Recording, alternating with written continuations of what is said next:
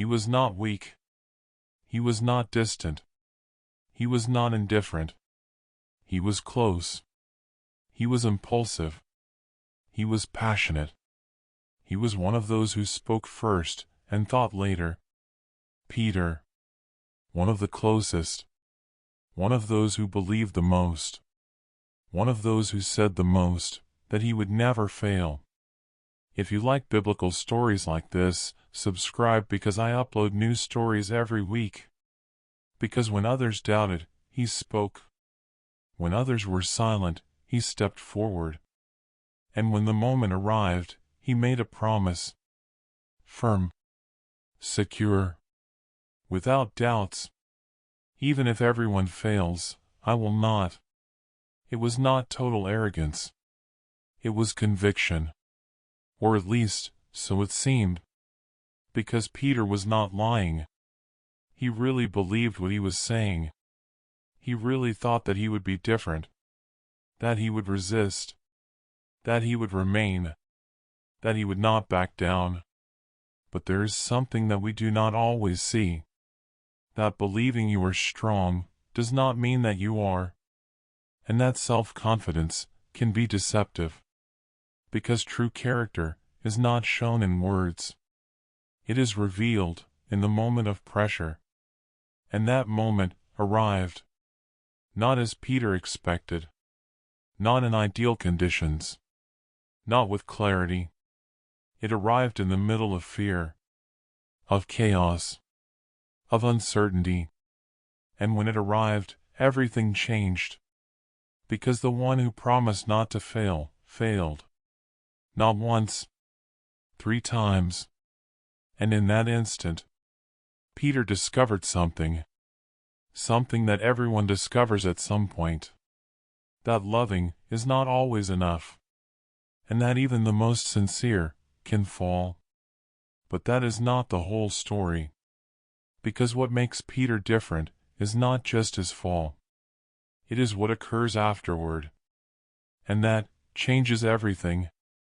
To understand his fall, one must understand who he was. Peter. Not just another disciple. Not someone who went unnoticed. Peter was different. From the beginning. Not by perfection. By intensity. He was impulsive. He acted fast. He spoke before thinking. He responded without filtering. But that was not weakness. It was part of what made him unique. Because where others doubted, he advanced. Where others stopped, he moved. And that put him at the front. Peter was not passive. He did not observe from afar. He became involved. He questioned. He reacted. He participated. And that brought him closer. Because Jesus did not keep him at a distance. He allowed him to draw near. And Peter took advantage of that. He was in moments that others were not. He saw things that not everyone saw. He witnessed situations where the majority was not present. And that strengthened something in him. Confidence. Not only in Jesus. In himself. Because when someone is present in important moments, they begin to see themselves differently. They begin to feel like a central part. And Peter was. But also, that built something else. Security. A security that was not always balanced. Because trusting is not the same as overestimating. And Peter sometimes crossed that line. But it was not empty arrogance. It was emotional conviction. He believed. Truly. He did not doubt easily. He did not question with distance. He delivered himself. And that is important. Because Peter did not follow out of obligation. He followed because he wanted to. Because he was convinced. Because he had seen enough as to not back down easily. But there is something more. Peter was also a leader. Not because someone named him. Because naturally, he was. The others listened to him. They observed him. They followed him on many occasions. Because when someone acts first, the others react. And Peter acted first. That made him visible, influential, important within the group. But also, it exposed him. Because when someone is at the front, they are also the first to be tested. And Peter was not exempt from that. Because his way of being had two sides: strength and vulnerability. Because the same impulsivity that made him advance could also make him fail. The same security that made him speak could also make him overestimate. And that combination is dangerous. Because someone can feel firm without being prepared. They can believe they will resist without having been tested. And that is exactly what was occurring. Peter trusted in himself, in his loyalty, in his commitment, in his love for Jesus. And he was not wrong to feel that. What he did not see was the limit, the point where that confidence would no longer be enough. Because there is something that Peter still did not completely understand. That character is not tested in comfortable moments. It is tested under pressure. When there is fear, when there is risk, when there is uncertainty. And Peter had not yet faced that type of moment. He had seen great things. He had lived through strong experiences. But he had not been brought to the point where everything is put at stake. And that is what makes this story so important. Because Peter was not weak. He was strong. But his strength had not been fully tested. And that is a huge difference. Because someone can seem firm until the context changes. Until the environment becomes hostile. Until what is at stake is personal. And Peter was about to face that. But he did not know it yet. He still looked secure. He still felt firm. He still believed he would not fail. And at that point is where the problem begins. Because when someone is completely sure of themselves, they stop preparing. They stop questioning themselves. They stop recognizing their own weakness. And that opens the door, not to immediate failure, to carelessness. And carelessness always precedes the fall. Peter was strong, but he was not invincible. He was loyal, but he was not unbreakable. He was close, but he was not perfect. And that is what makes him so real. Because he is not a distant character. He is someone anyone can understand. Someone who believes. Someone who loves. Someone who wants to do the right thing, but who has not yet been fully tested. And when that moment arrives, everything he believes about himself will be put to the test. And what occurs will not depend on what he said. It will depend on what he truly is. And that moment was already near. Too near. Confidence can be a strength, but also it can be a deception. And Peter was at that point. He did not doubt. He did not question his loyalty. He did not question his commitment. For him, everything was clear. He loved Jesus. He followed him. He believed in him. And that was real. But there was something he did not see. That feeling something with intensity does not mean that it will resist under pressure. And that was his error. Because Peter was not pretending. He was not exaggerating to impress. He really believed what he was saying. But what he believed had not been tested. And that makes all the difference. The moment arrived during a conversation. Not public. Not in front of crowds. Among them. In an environment where words had weight. Jesus began to speak. Not as always. Not with parables. In a direct way. Clear. Even you, a pause, will be scattered. It was not a possibility. It was an affirmation. And that did not fit. Not with what Peter thought. Not with what he felt. Because for him, that was not possible. Not him. Maybe others. But not him. And then, he responded. Fast. Without filtering. As always. Although everyone fails, and that phrase already marked something.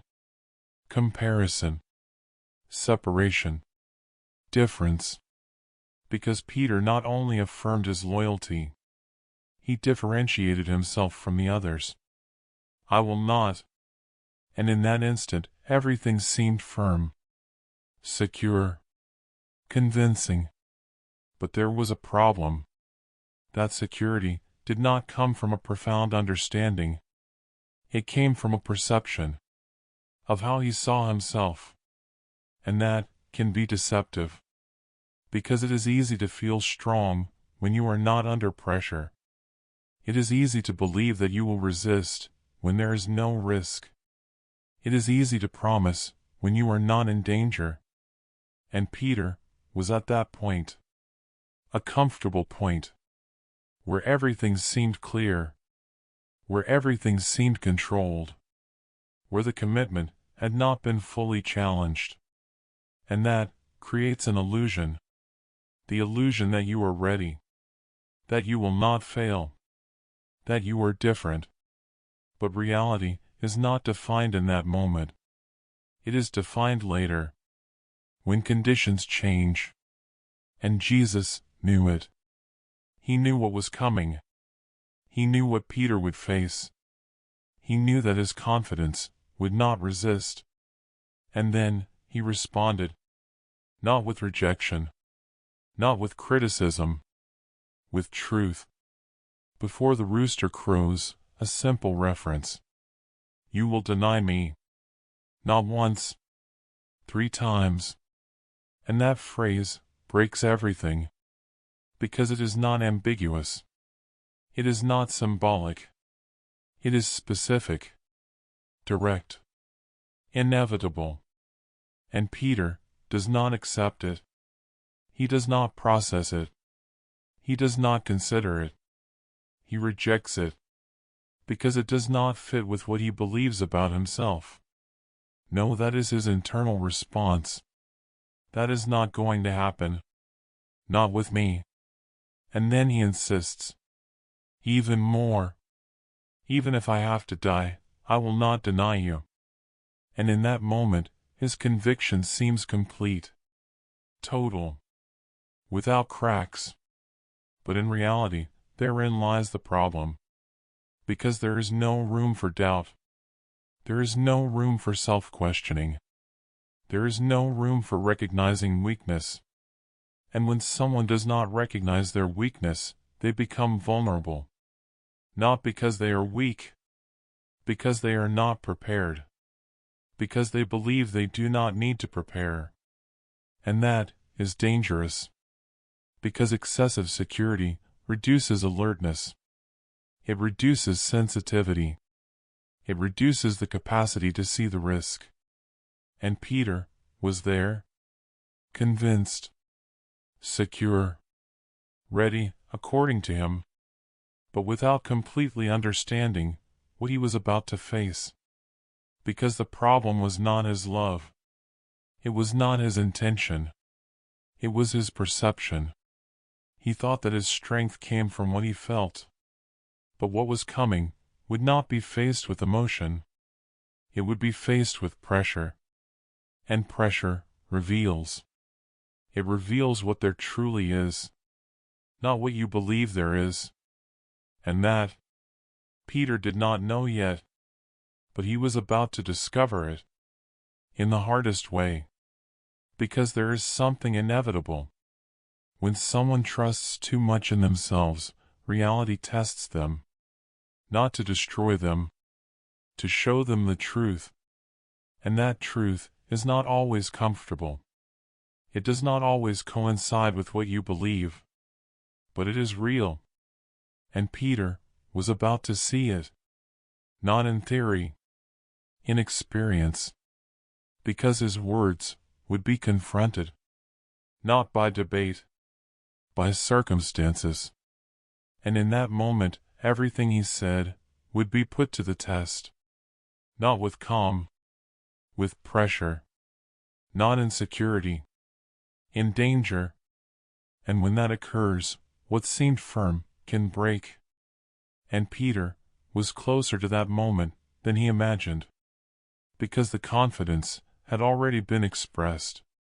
The warning had already been given. And now, only one thing remained. The test.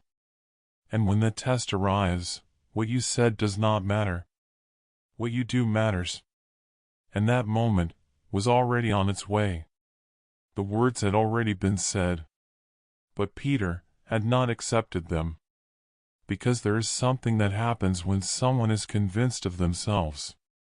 They hear, but they do not process. They perceive, but they do not internalize. And that is exactly what was happening. Jesus did not speak in uncertainty. He was not assuming. He was not guessing. He was affirming. With clarity. With precision. Before the rooster crows was not a metaphor. It was a specific moment. A concrete reference. You will deny me 3 times. 3. Not 1. Not maybe. 3. And that left no room for doubt. But Peter did not receive it that way. Because when truth does not coincide with what we believe about ourselves, we reject it. Not because it is false. Because it makes us uncomfortable. Because it confronts. Because it breaks the image that we have of ourselves. And Peter had a clear image. Strong. Loyal. Unbreakable. And what Jesus was saying did not fit with that. So he did not accept it. He contradicted it. He insisted. He reaffirmed his position. Because in his mind, that was not possible. Not after everything he had lived through. Not after everything he had seen. Not after everything he felt. But there is something that Peter still did not understand. That closeness does not eliminate weakness. That experience does not replace preparation. And that intention does not guarantee the correct action. And Jesus did know that. For that reason he did not discuss. He did not try to convince him. He did not enter into debate. Simply, he said it. Because truth does not need to be defended. It only needs to be expressed. And in that moment, it was already expressed. But not accepted. And that is what makes this moment so strong. Because the warning was there. Clear. Direct. Precise. But Peter did not take it seriously. Not because he did not hear. Because he did not believe it applied to him. And that is something very human. Because it is easy to see errors in others. But difficult to recognize them in oneself. It is easy to accept general warnings. But difficult to accept personal warnings. And Peter did not see himself in that scenario. He did not imagine himself failing. He did not imagine himself backing down. He did not imagine himself denying Jesus. And for that reason, he did not prepare. Because preparation begins when you recognize your vulnerability. And Peter did not recognize it. He saw himself as strong, capable, ready.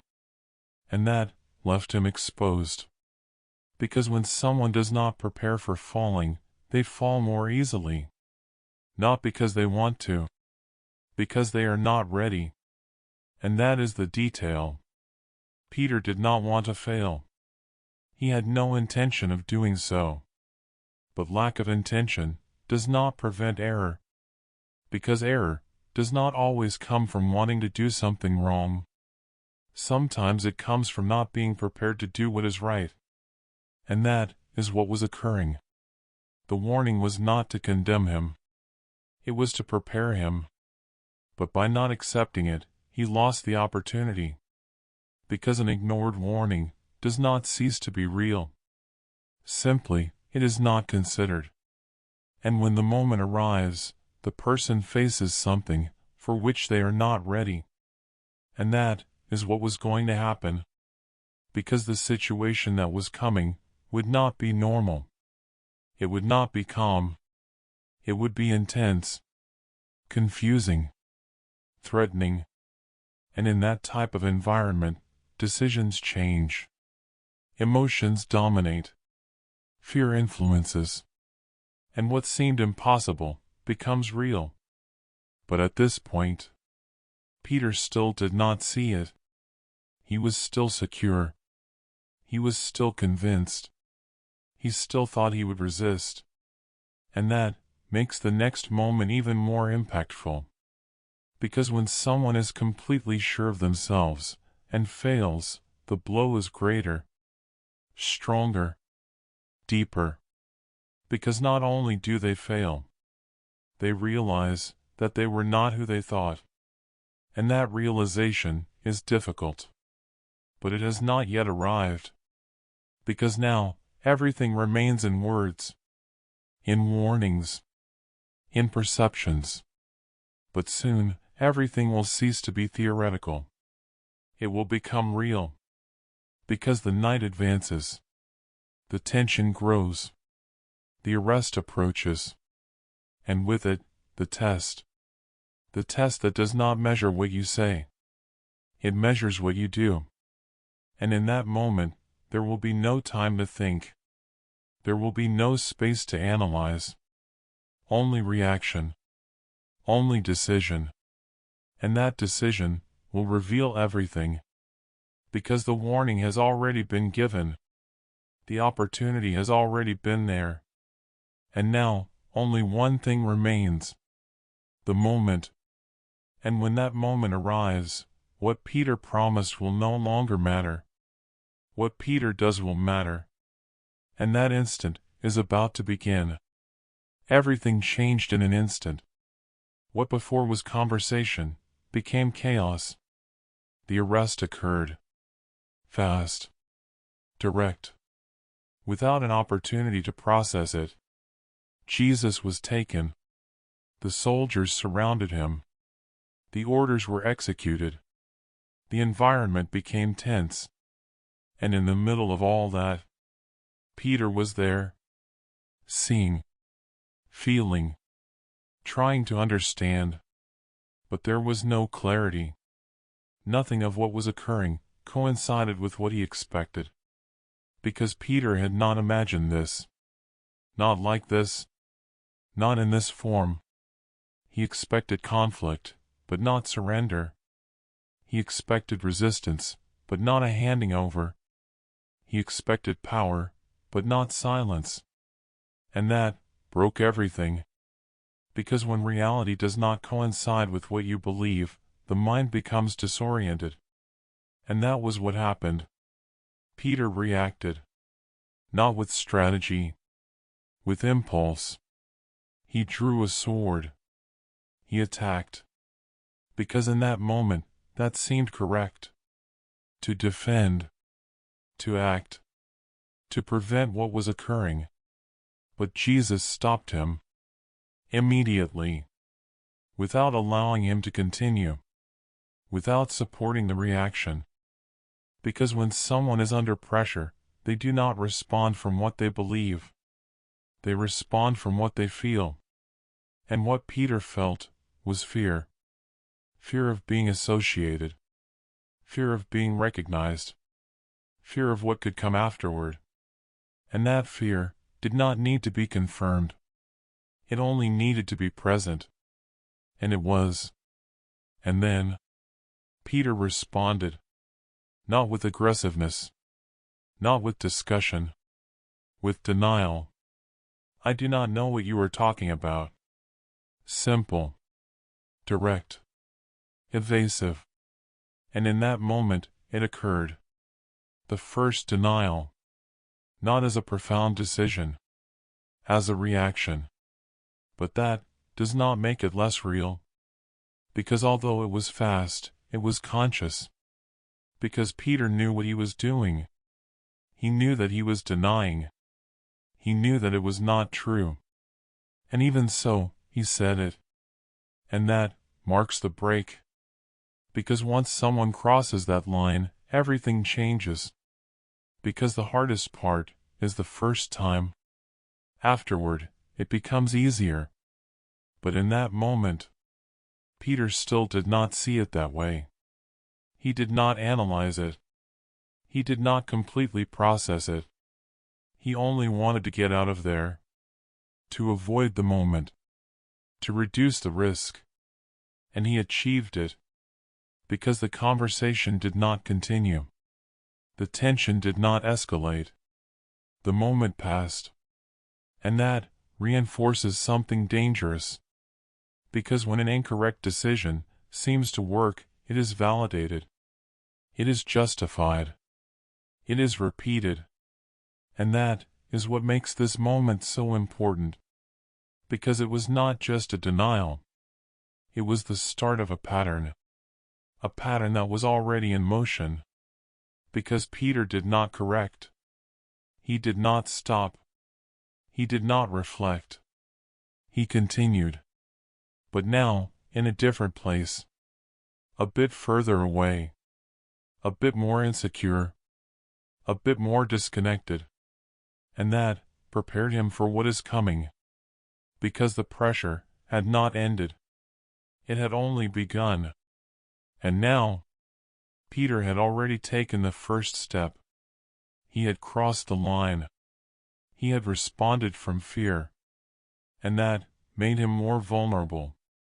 Because the next time, it will not be easier. It will be faster. Because the resistance was already weakened. And when the resistance drops, repetition increases. And that is what is about to occur. Because another voice will come. Another question. Another moment. And Peter will no longer respond as before. He will respond from what he already did. And that changes everything. Because one decision opens the door to the next one. And when that door opens, it is hard to close it. And Peter had already opened it. And now, what is coming will not be just a repetition. It will be an escalation. Because what began small is about to grow. And when it grows, it will be harder to stop it. Because the fear has already found its voice. And now, it is about to speak again. The first time, it was fast. Almost automatic. A reaction. But it did not end there. Because once someone crosses that line, something changes. Internally. Resistance drops. Alertness is reduced. The conscience accommodates itself. And that opens the door to the next decision. Peter was still there. But he was no longer the same. Something inside of him had yielded. Something that before was firm, was now weakened. And that made him more vulnerable. The environment had not changed. The tension continued. The people kept observing. The risk remained present. But Peter was no longer in control of himself. He was reacting. Trying to keep himself out of trouble. Trying not to be identified. And in that state, another voice arrived. Another look. Another moment. Not so different from the previous one. But indeed more direct. Someone else saw him. Someone else recognized him. Are you not also one of them? The sentence changed slightly. But the effect was greater. Because it was no longer the first time. And that makes all the difference. Because when a situation is repeated, the mind already has an answer. It does not need to think so much. It does not need to evaluate. It only responds. And Peter already had an answer. The same one. But now, more firm. Faster. More defensive. I am not. Short. Dry. Direct. Without explanation. Without room for doubt. And in that moment, the second denial occurred. Clearer. Stronger. More conscious. Because now, it was no longer just avoiding the moment. It was sustaining a position. A position that he knew was not true, but that he decided to maintain. And that is what makes this moment deeper. Because it is no longer an isolated reaction. It is a repeated decision. A choice that begins to be defined. Because each time someone repeats something, they reinforce it. They make it more real internally, although it is incorrect. And Peter was already in that process. Denying. But now, sustaining the denial. And that pushed him further away. Further from the truth. Further from who he was. Further from what he had promised. But it still did not end. Because the pressure continued. It did not diminish. On the contrary, it increased. Because when someone is observed several times, the attention grows. The doubts increase. And the focus intensifies. And that is exactly what occurred. A third moment. Another voice. But this time, more firm. More secure. Surely you are one of them. It was no longer a question. It was an affirmation. Because something in Peter gave him away. His way of speaking. His accent. His presence. There were signs. And those signs could no longer be easily ignored. And in that instant, everything intensified. Because now, it was no longer just avoiding a conversation. It was avoiding an exposure. And the fear rose. Stronger. More direct. More present. Because when someone feels that they can no longer escape easily, the reaction changes. It becomes more intense. More defensive. More desperate. And that is what happened. Peter responded. But no longer as before. Not with evasion. With emphasis. With force. With total denial. I do not know that man. And in that moment, everything broke. Because he was no longer denying just the relationship. He was denying Jesus. Directly. Completely. Without reservations. And that is the lowest point. Because what began as an evasion ended in total rejection. And that is devastating. Because Peter knew. He knew what he was saying. He knew what it meant. And even so, he said it. Because fear had taken control. Completely. There was no more filter. There was no more resistance. Only reaction. And that reaction was definitive.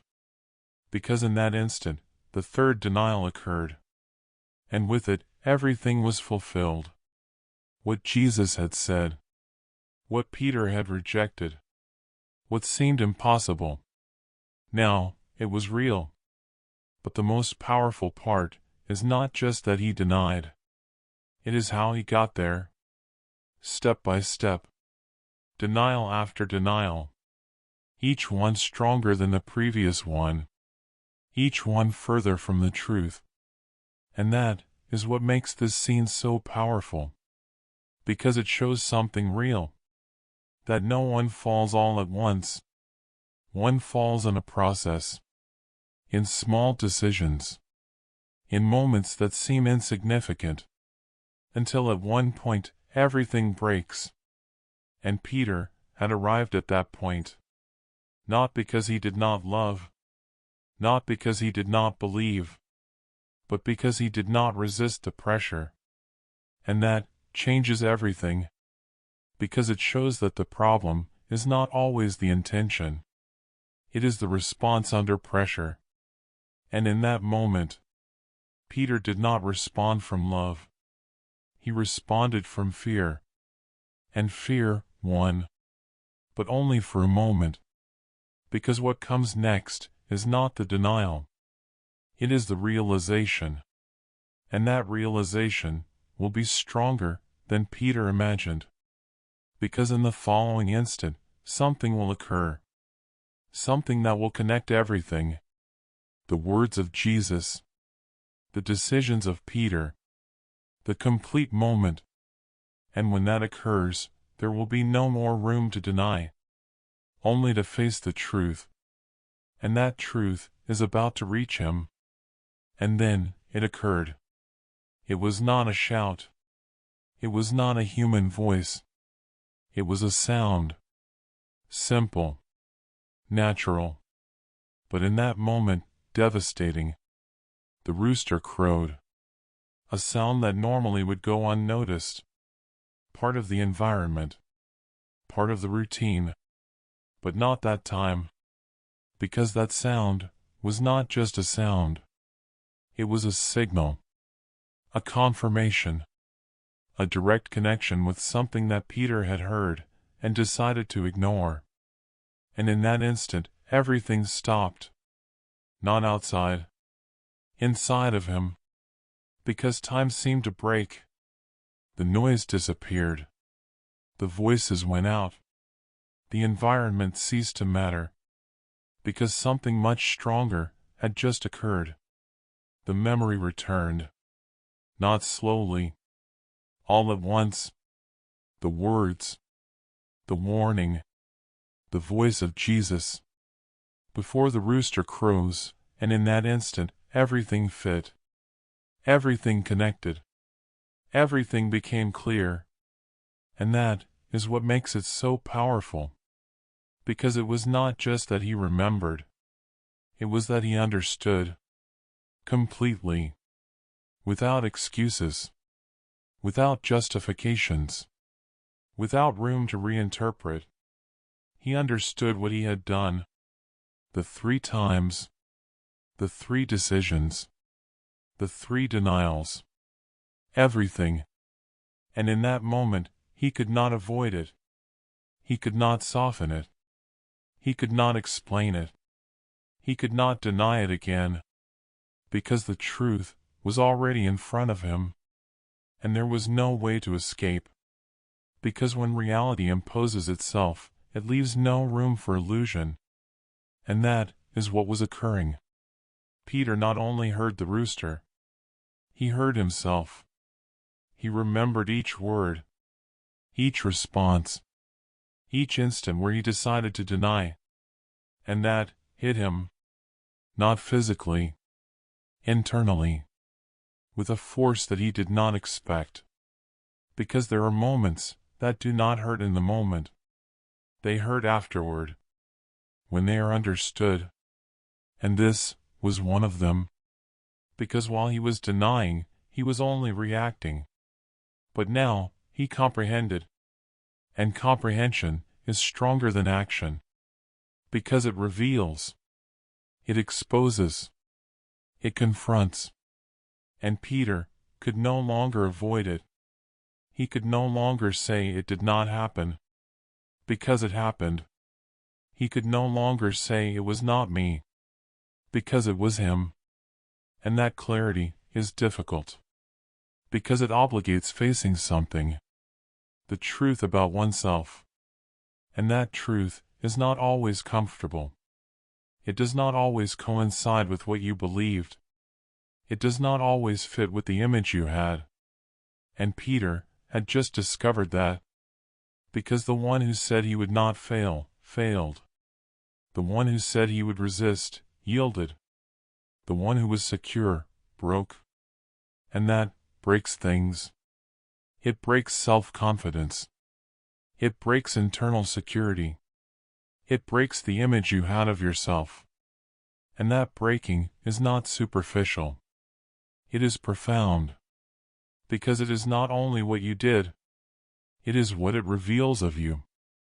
And Peter was seeing it. Without filters. Without distractions. Without excuses. Only truth. And that is overwhelming. Because in that instant, everything that he had built internally came down. The confidence.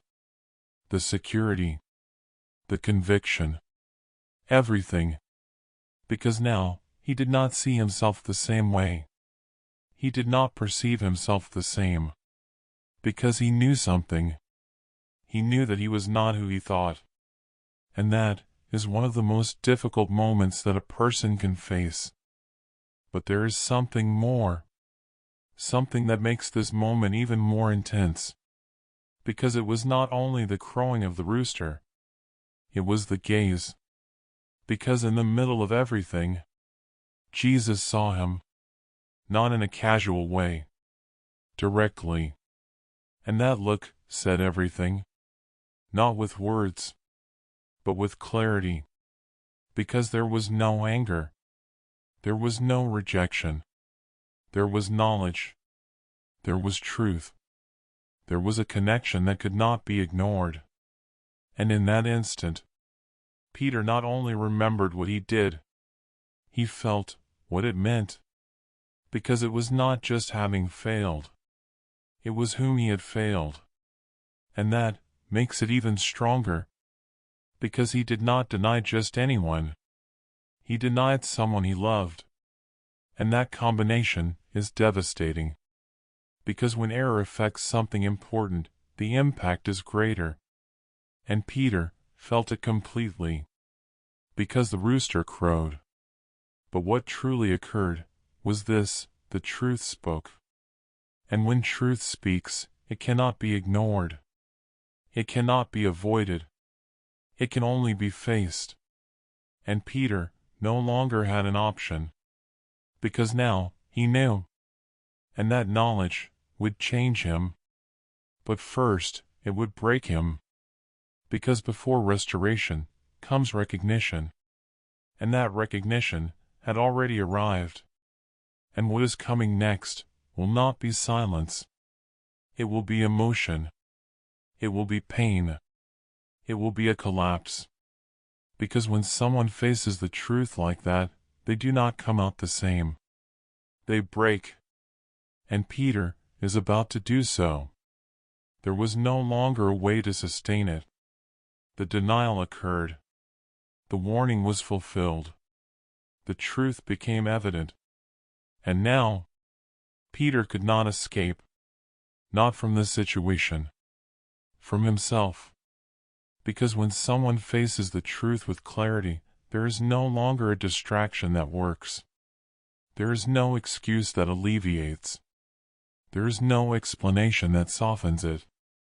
Only one thing remains: to feel. And that is what began to occur. Peter went out. Not walking calmly.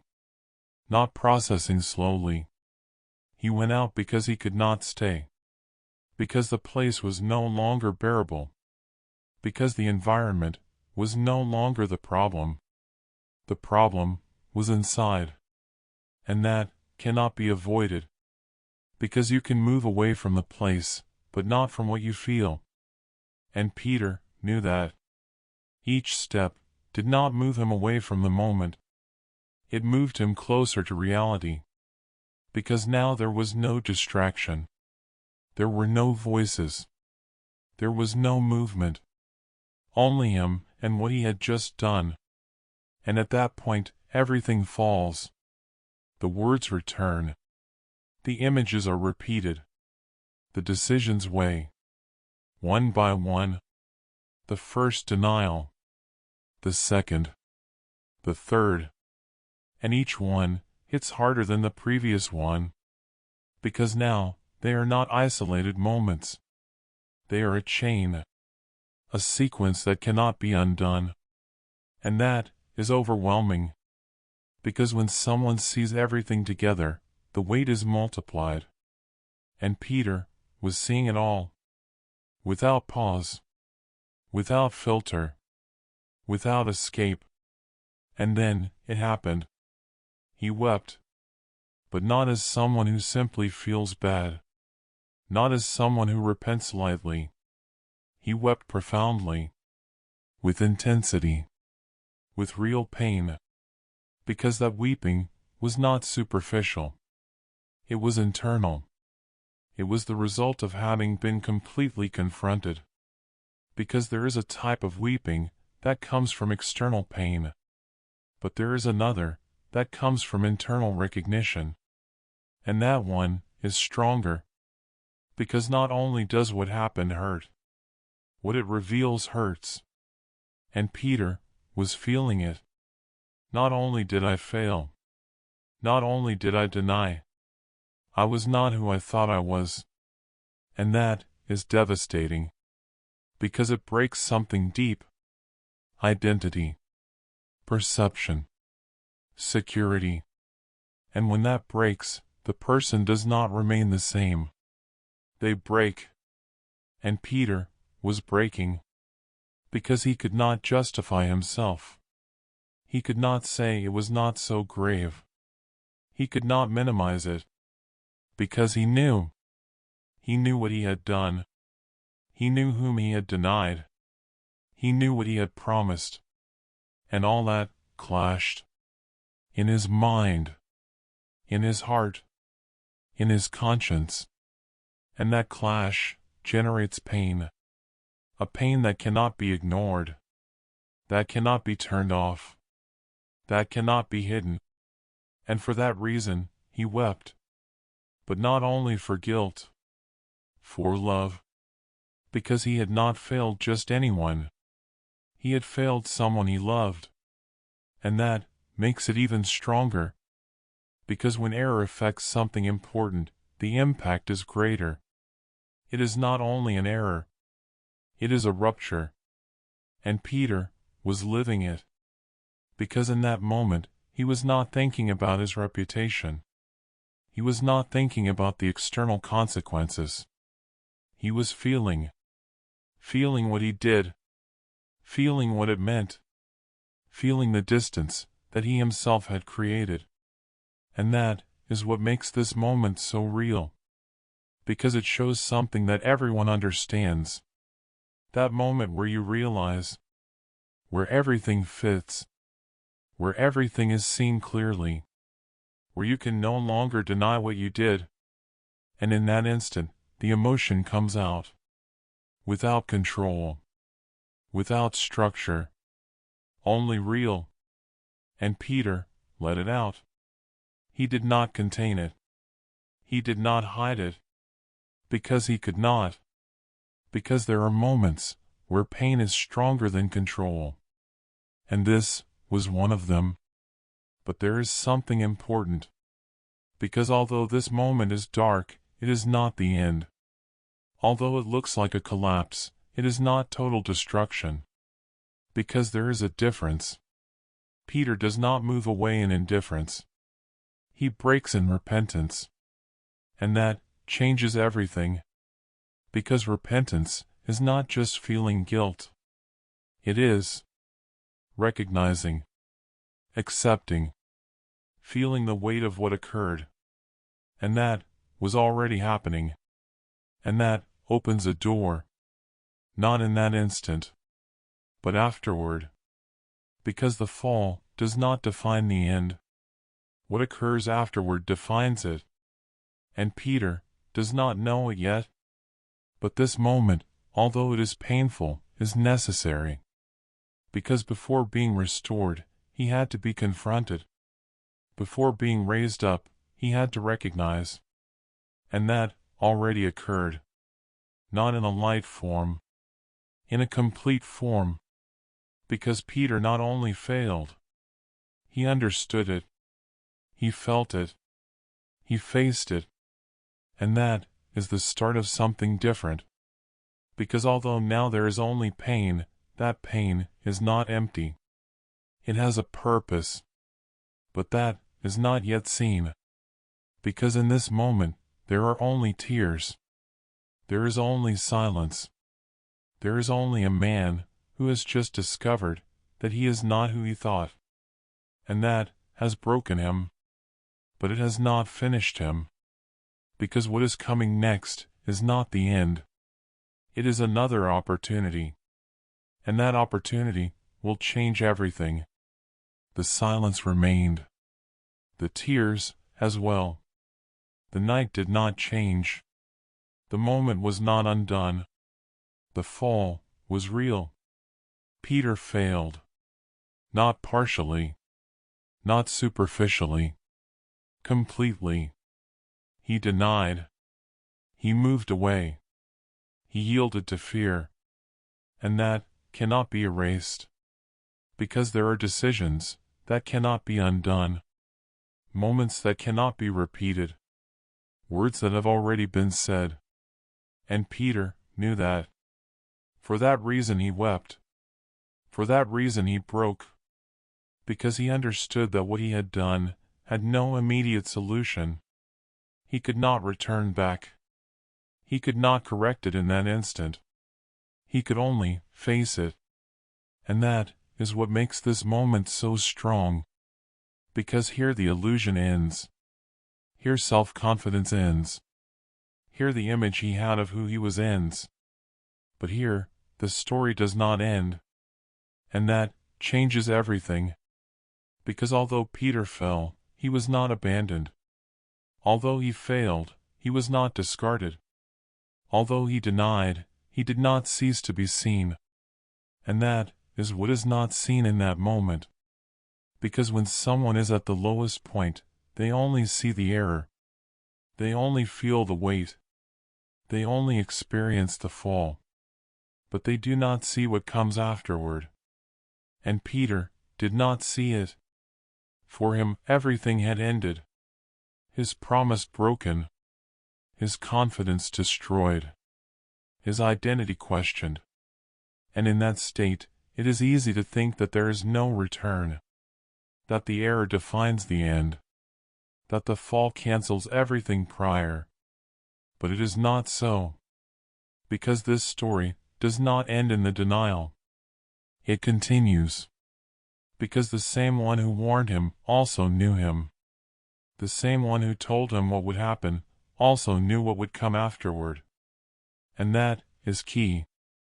Because Peter did not surprise Jesus. He did not take him unawares. His fall was already seen. But not as the end. As part of the process. And that is what changes the perspective. Because then, the error is not the closure. It is a point. A painful point. Difficult. Real. But not definitive. Because what defines Peter is not just that he fell. It is that he will rise up. Not by own strength. Not by pride. By transformation. Because what breaks can be rebuilt. But not the same. Deeper.